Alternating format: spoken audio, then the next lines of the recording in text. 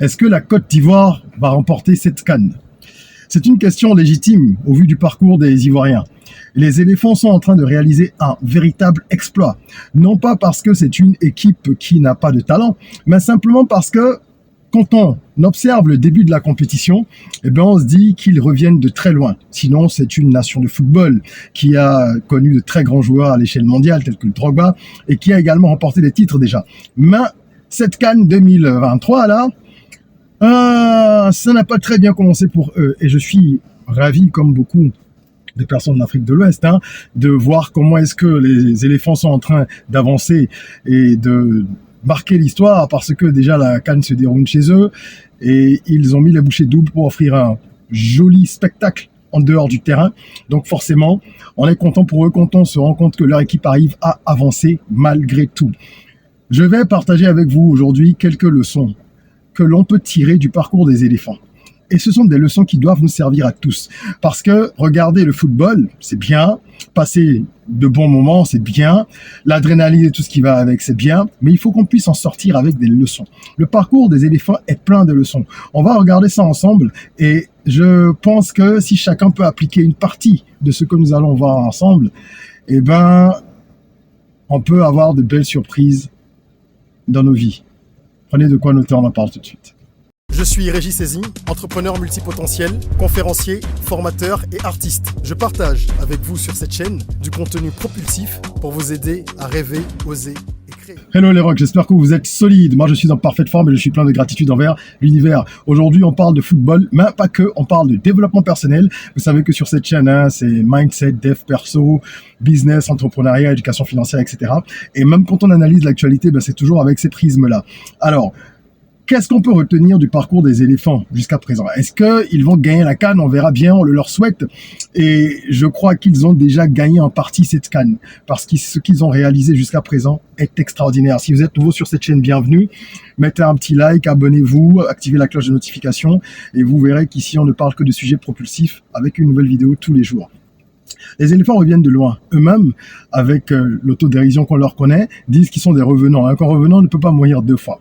Il y a plusieurs leçons à tirer de ce parcours, des leçons précieuses en termes de développement personnel. Et je commencerai déjà par la première. Votre succès ne dépend pas que de vous. Il dépend également de personnes à qui vous n'êtes pas rattaché directement. Il faut retenir cela. Quand on prend le scénario qui s'est produit avec le Maroc, qui a permis à la Côte d'Ivoire de se qualifier, on comprend très bien que s'il n'y avait pas eu le facteur Maroc, s'il n'y avait pas eu cette victoire-là, finalement, la Côte d'Ivoire n'aurait pas fini meilleur troisième. Et on a vu la mobilisation d'ailleurs des Ivoiriens sur Internet, dans les rues d'Abidjan, partout, derrière le Maroc. Deux peuples qui ont évidemment une histoire d'amitié qui date et qui se développe sur d'autres pans. Mais ça n'a rien à voir. Je veux dire, ça aurait pu être une autre équipe que le Maroc qui aurait permis aux éléphants de se qualifier. Et donc, au-delà de votre talent, au-delà de ce qui vous arrive, il y a des interconnexions avec les autres. Que ce soit des personnes que vous connaissiez, que vous aimiez, que vous n'aimiez pas, etc. Votre destin ne dépend pas que de ce que vous faites. Ça dépend également de certains événements dont vous n'avez pas la responsabilité ni la charge. Donc, nous devons prier. Nous devons demander à l'univers de toujours mettre sur notre chemin des personnes qui vont favoriser notre succès. Nous devons demander à Dieu de toujours mettre sur notre chemin des événements qui vont favoriser notre succès malgré nos échecs et malgré nos erreurs. Parce que si on se croit tout puissant et qu'on pense qu'on peut tout faire tout seul, on finit par rencontrer des limites assez vite. Et pour moi, c'est une leçon très forte. Et ça nous appelle à l'humilité. Ça nous appelle à comprendre que notre évolution dépend aussi des autres. La preuve, le Maroc n'est plus en lice. Le Maroc n'est plus dans la course, mais il a permis à la Côte d'Ivoire d'en arriver jusque-là. Donc, c'est la première leçon. N'importe qui peut te faire sans même avoir une interaction directe avec toi. D'accord? Puisque le match était avec une autre équipe, mais ça a eu un impact. La deuxième leçon est la suivante. Lorsqu'on n'a plus rien à perdre, on donne tout et on doit tout donner. Quand la Côte d'Ivoire a été, comme on dit, douchée, parce que c'est le terme, au début de la compétition, là, à un moment, 4-0 par la Guinée équatoriale. Franchement, tout le monde avait perdu espoir. Quand je dis tout le monde, c'est ceux qui supportent la Côte d'Ivoire. J'en fais partie. Ok? J'ai des amis en Côte d'Ivoire, de la famille en Côte d'Ivoire, des business en Côte d'Ivoire, des clients en Côte d'Ivoire, des partenaires. Bref, c'est une nation de cœur aussi pour moi. Et donc, quand on soutient la Côte d'Ivoire et qu'on assiste à cette raclée 4-0 face à la Guinée équatoriale, forcément on se dit mais qu'est-ce qui se passe? Regardez la remontada, comme on dit, la remontada, c'est ça, des éléphants et leur victoire face au Sénégal.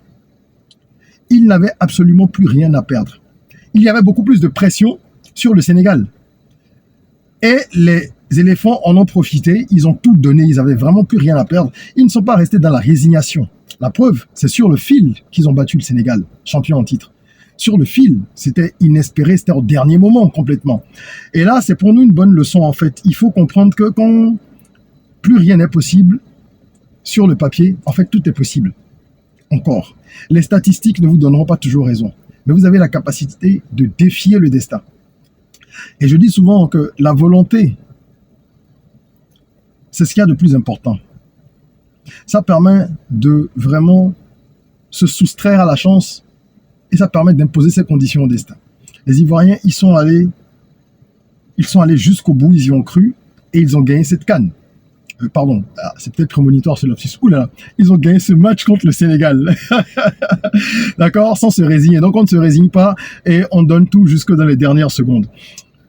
Troisième leçon, le leader a toujours plus de pression. Si vous êtes même en business et que vous avez un challenger, quelqu'un qui est déjà leader sur un marché par exemple, quelqu'un qui a un monopole, etc., comprenez qu'il a plus de pression que vous. Vous êtes l'outsider. Vous êtes celui sur qui on ne parie pas vraiment. Il a plus à perdre. Et il se met beaucoup de pression. Le premier, le champion, arrive toujours avec beaucoup de pression. Le leader arrive avec beaucoup de pression. Il ne veut pas perdre sa place, il ne veut pas perdre son titre, il ne veut pas perdre sa réputation. Celui dont la peau a déjà été vendue à vil prix, honnêtement, s'il a compris qu'il doit tout donner, il le fait, mais il n'a pas la même pression que le leader. Et je vous dis, c'est pareil dans les affaires. Il est plus difficile de se maintenir. On dit, le plus difficile, c'est pas d'y arriver, mais d'y rester. D'accord? Donc le Sénégal a subi cette pression-là d'une façon ou d'une autre. Hein. Et les Ivoiriens, eux, ils ont pu, grâce à leur mental, hein, au coach qui les a accompagnés, le nouveau coach et tout, ils ont pu remonter la pente, battre le Sénégal champion en titre et poursuivre leur course vers le sommet. Pour moi, il y a une leçon très importante, c'est la quatrième. Le soutien, l'engouement populaire.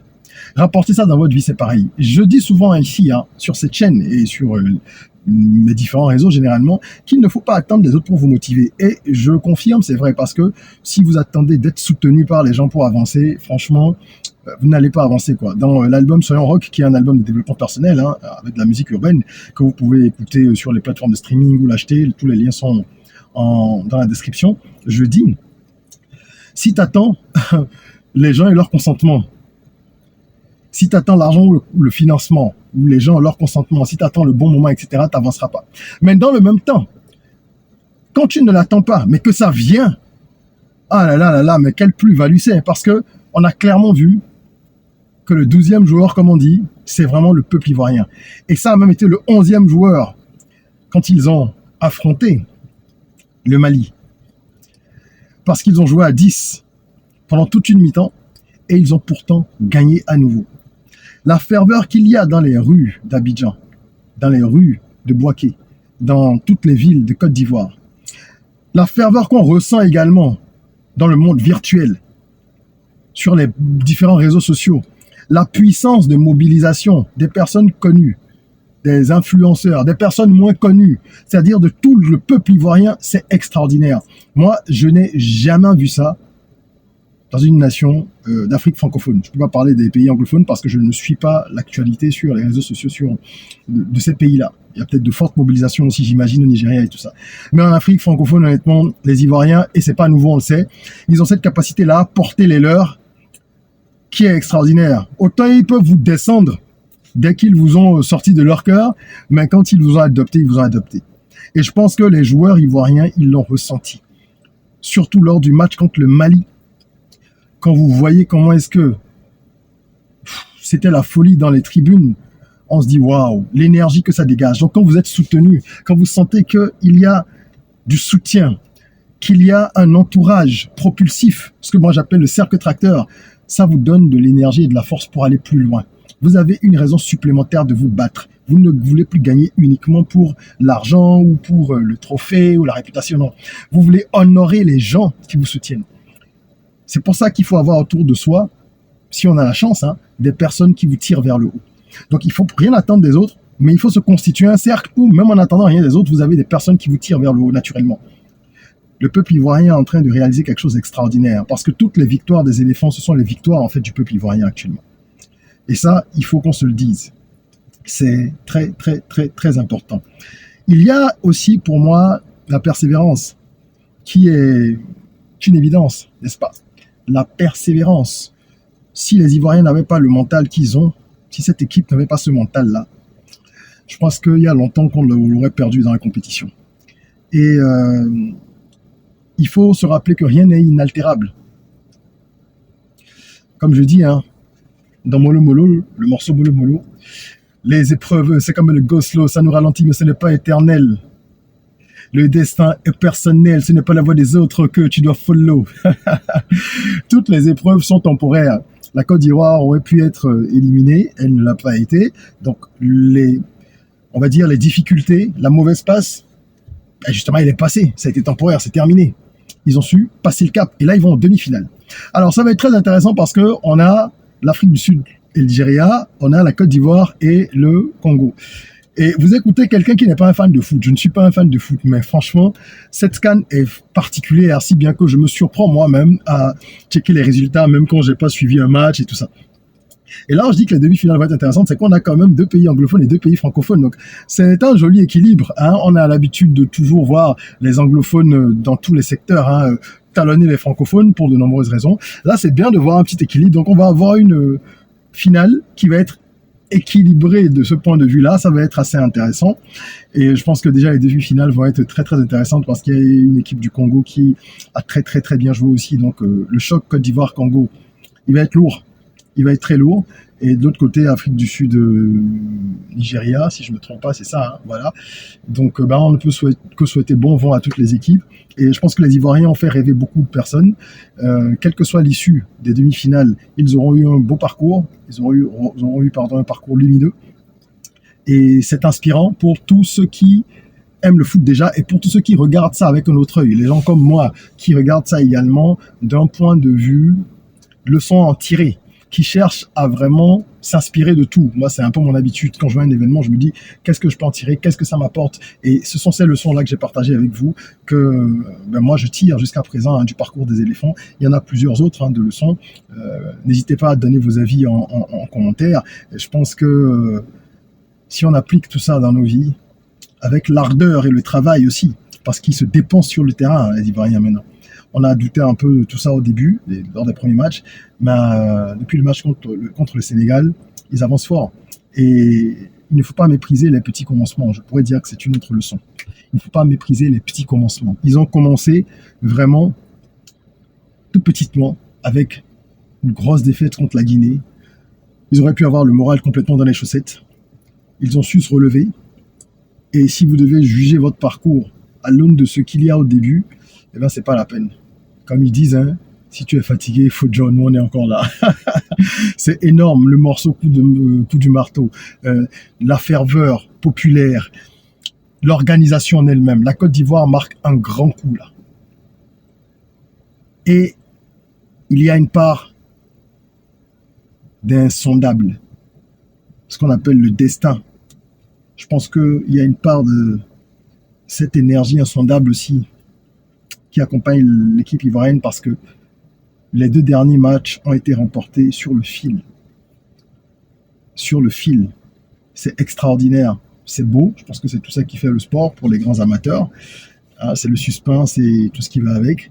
Et voilà, que chacun puisse appliquer ces différentes leçons-là dans sa vie pour avoir de la résilience, de la persévérance, un cercle tracteur autour de soi et tout ce que j'ai cité par ailleurs. Et je pense qu'on ne peut qu'aller de l'avant avec tout ça. Voilà.